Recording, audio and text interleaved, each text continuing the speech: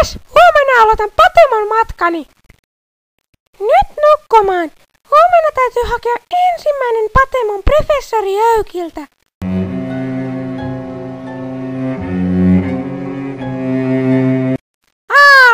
Kylläpä uni teki hyvää. Ai ei, kello on jo 12. Olen myöhässä. Tunnetko tämän Patemonin? En minäkään. Kukaan ei tiedä. Professori Öykin talon luona.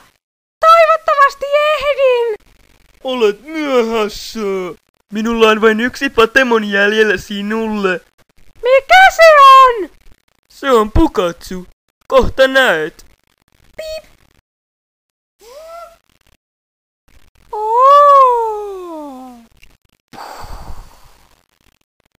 Puka! Aika läski!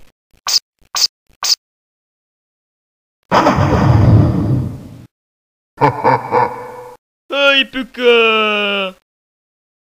Äs ja Pukatsu lähtevät kohti Vilidion metsää. Ääli ja Öyk! Minusta tulee vielä Patemon mestari.